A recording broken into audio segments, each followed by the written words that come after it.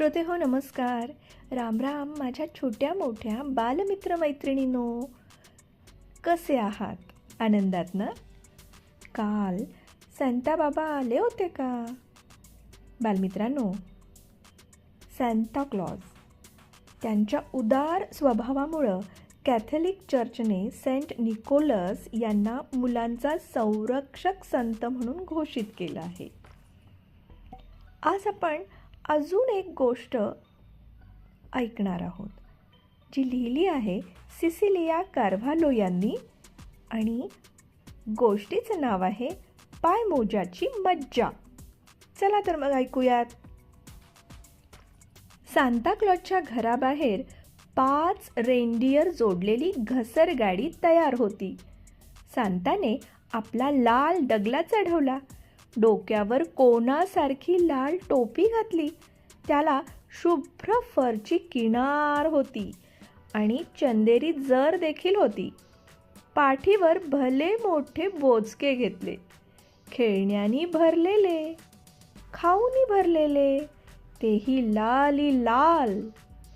आपल्या पांढऱ्या दाढीवर हात फिरवीत सांता आजोबा निघाले. त्यांची दाढी पोटापर्यंत रुळत होती.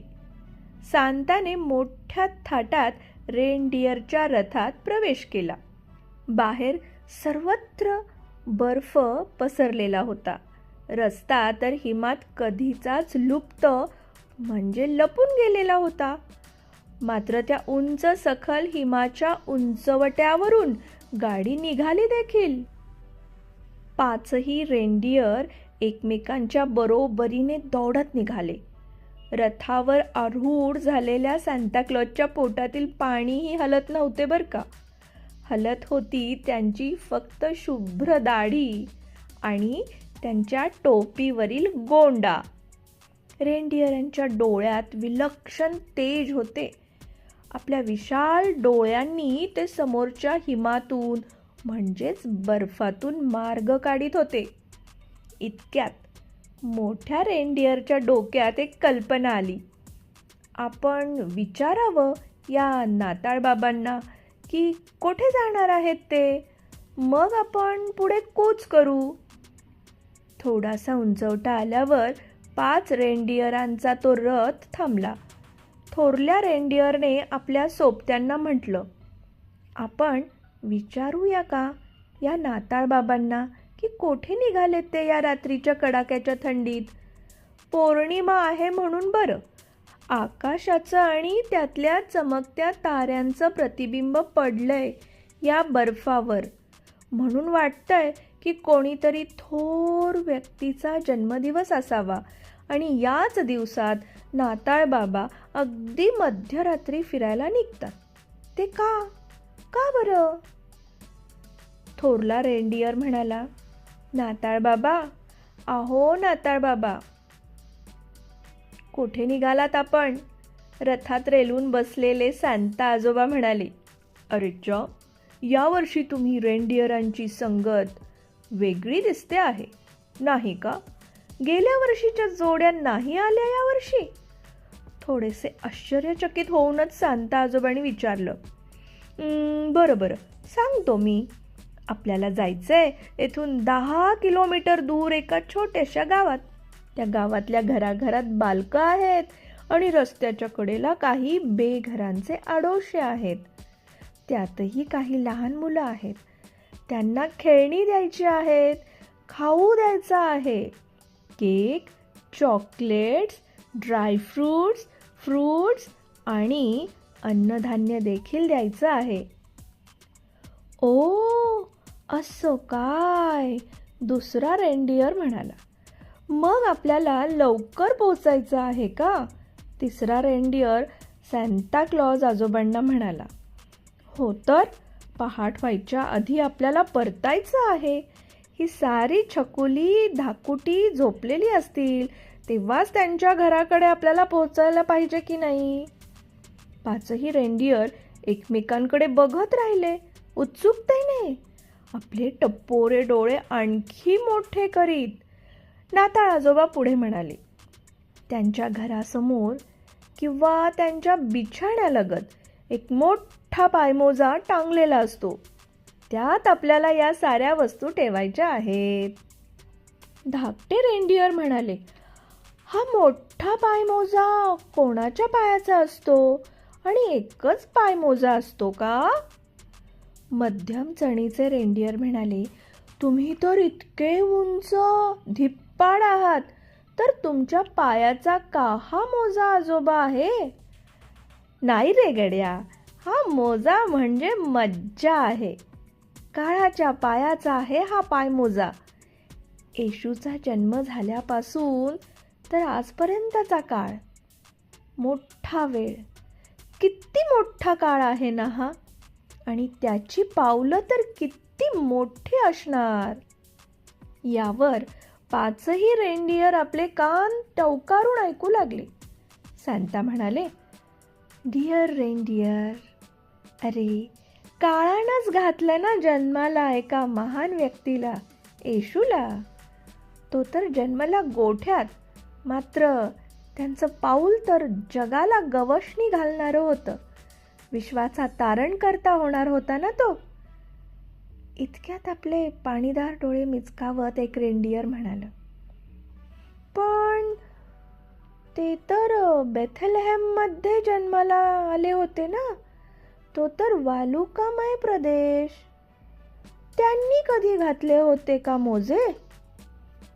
नाताळ बाबा यावर म्हणाले, नाही रे बछड्या, सारं जगभर फिरायला पावलं ही फार मोठी असावी लागतात. मानवतेचं पाऊल असतं ते. त्या पावलात जादू असते, जादू. त्यामुळे तो जादूचा पायमोजा असतो. त्यात सारी मज्जाच मज्जा सामावलेली असते बरं का. साऱ्या जगाच्या संस्कृतीचा संगम त्यात झालेला असतो. मग कोणी पायमोजे वापरोत किंवा न वापरोत, मोजा जितका मोठा तितकी मोठी मज्जा. मज्जाच मज्जा. त्यात घालायची खेळणी, खाऊ, तर कोणाकोणासाठी अन्नधान्य. म्हणून एकेका घरासाठी एक एक मोजा.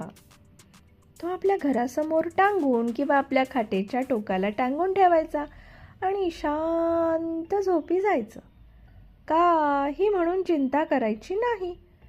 मग माझ्यासारखा एखादा नाताळ बाबा जाणार आणि त्यांचा पायमोजा भरून ठेवणार.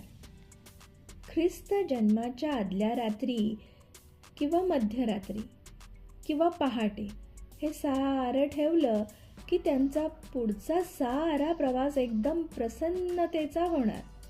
आहे की नाही गंमत? गंमतच आहे. सकाळी सारी बालकं झोपेतून उठतात. साऱ्यांच्या घरचे मोजे भरलेले असतात आणि सांता क्लॉज तेथून पसार झालेला असतो. सारी मुलं मुली आनंदाने उड्या मारीत गात असतात, मज्जा मज्जा मज्जा मज्जा मज्जाच मज्जा. सांता येऊन गेले, हुर्रे हुर्रे. एका रेनडिअरने मोठ्या धिटाईने सांता क्लॉजला विचारलेच, आजोबा आजोबा, काय हो तुमच्या नावाचा अर्थ? बरं सांगतो हं.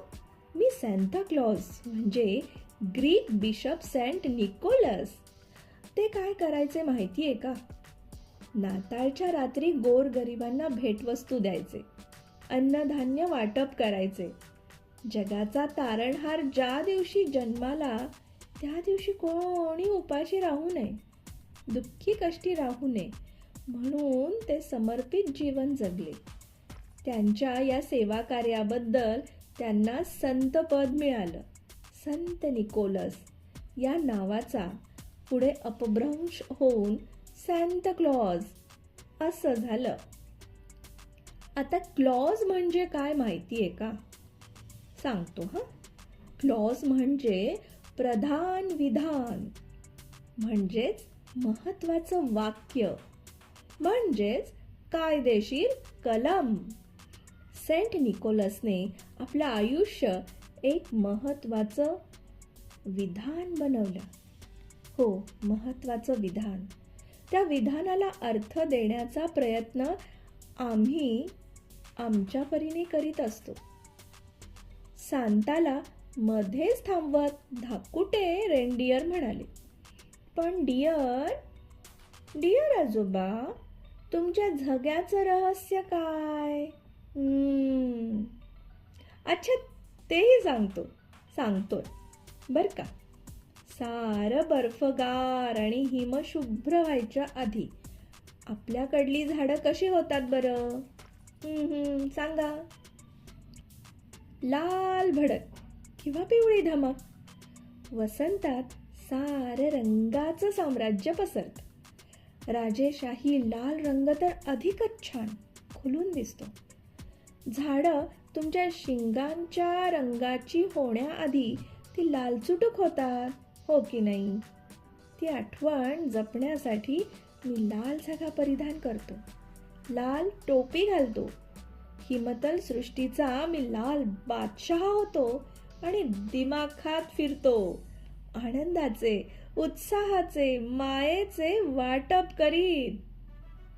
पाचही रेनडिअर टुकटुक टुकटुक करीत त्या लाल बादशाकडे बघू लागले आणि कान टवकारून ऐकू लागले. हो, या हिमतल सृष्टीचा मी लाल बादशाह होतो. दिमाखात फिरतो आणि आनंदाचं, उत्साहाचं वाटप करतो. म्हणजे हिमगार झालेल्या पृथ्वीवर उष्णता, ऊर्जा निर्माण करणारं भडकलेल्या शेकोटीचं, अग्नीचं रूप वाटता. तर तुम्ही शक्तीचं, सहनशीलतेचं स्वरूप. या गोठवणाऱ्या थंडीत माझा झगा उबदार असतो. हो, अगदी उबदार असतो. वरची टोपी माझ्या मस्तकाचं रक्षण करते आणि तुम्ही तर बर्फाच्या जमिनीवरून गाडी ओढत नेता, सारी शक्ती पणाला लावता. आकाशातूनही बर्फ भुरभुरत पडत असतं ना. ना जमीन दिसते ना आकाश, आणि तुम्ही तर वाऱ्याच्या वेगाने ही घसरगाडी पळवता, जशी गाडी हवेतूनच तरंगत चालली आहे की काय. विश्वाला साथ घालीत घेऊन जाता तुम्ही मला सर्वच गरजवंतांकडे. हो, तुम्ही घेऊन जाता मला त्या गरजवंतांकडे, निरभ्र निर्मळ मनाच्या बालकांकडे. म्हणजे मी जणू बाल येशूलाच भेटायला जात असतो. नव्हे, त्या बालकात मला बाल येशूच दिसतो. हो, सांता क्लॉज आजोबांचा ऊर भरून आला होता आणि डोळेही. आणि सर्वच पाचही रेनडिअर त्यांचे टप्पोरे डोळे उघडून या आपल्या सांता आजोबांना बघत होते, जे वाटत होते प्रेम, आनंद, उत्साह, आणि म्हणत होते, थँक्यू सांता आजोबा. तर काय बालमित्रांनो, पायमोज्याची मज्जा ही गोष्ट लिहिली आहे सिसिलिया कार्व्हालो यांनी, आणि आपल्या सर्वांना ही गोष्ट सांगितली तुमच्या अर्चनाताईने, म्हणजेच अर्चना अभिजित भांडारकर. बालमित्रांनो, उद्या आपण भेटणार आहोत आणखी नवीन वेगळ्या गोष्टीसह. तोपर्यंत पुन्हा एकदा मेरी क्रिसमस. आनंदी रहा, उत्साही रहा, सर्वांनी काळजी घ्या. जोडो भारत, वंदे भारत. धन्यवाद.